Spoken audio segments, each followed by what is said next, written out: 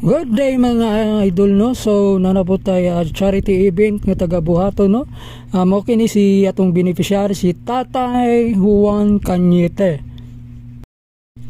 Edad ni idol no, so 75 years old. So makita na to sa video no na nagasugod na, nagabiyahe na.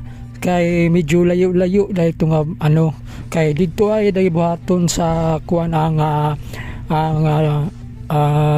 charity kaya balay nila tatay ni Tatay Juan Cañete sa kuan dito sa sa Purok 3 Barangay San Vicente sa Monte Vista, Davao de Oro.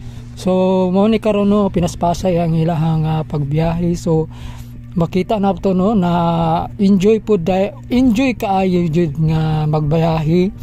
So magpadulong dito kay tatay.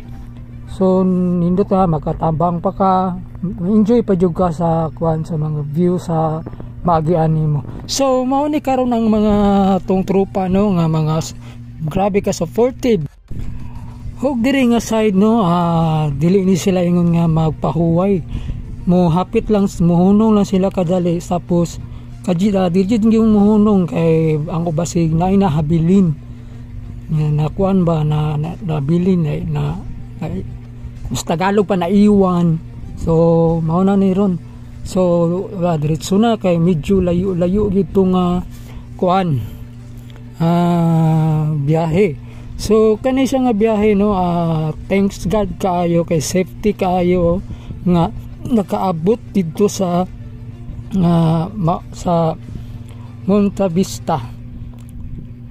Monte Vista, Davao de Oro. So kita na to ang dalan no nga napuday ga-approved. So nani ang dalan dahil padulong dito sa Purok 3 Barangay San Vicente. So mao na ni ron no, makita na to taw-taw na dire na siguro ang balay ni tatay. So unsa kay reaction ni tatay no kung gipang tagaan siya og mga grocery later. Okay mga idol, so nanata diri sa balay ni Tatay Juan Cañete. So tura si tatay no, so gitagaan siya og wall clock. So mo na iyang yang gipangayo o baga gi-request. So naapo tay gihatag na grocery pack. So na siya mga sulod na klase-klase nga gamitonon kaayo niya. Ug lipay kaayo siya kay gitagaan siya og kanang radio nga nanapay with mic chargeable. So nindot kaayo ang iyang radyo no o radio. So lipay kay kita na to sa naong ni tatay no na thankful kaayo. Lipay kay si tatay kay napaday nagtagad sa iyaha. So mao na karon no, mas nindot jud nga magtabang ta sa mga tao nga nanginahanglan sama niini. So amo ang gitagaan og mga pagtagad. So mao ni karon si tatay lipay kayo gitagaan pud siya og flashlight para magamit pud niya magawas-gawas siya. So napoy bugas nga gihatag.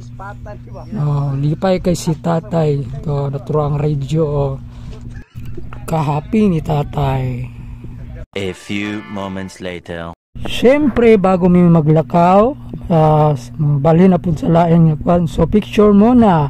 So picture later.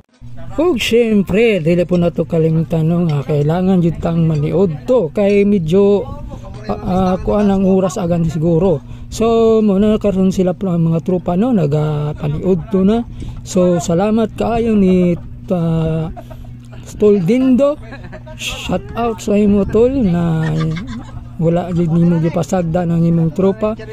So muna karon no sila nagapangauna. Lami kailang kaon. So lami kailang sudan. Pansit. Okay, so Ngunit karon no, inana ka enjoy ang mga tulpa humano ga charity. Siyempre magsalo-salo. Okay, diri lang nato sa puso ng ato ang video no. So sa sunod na po mga video, abangan.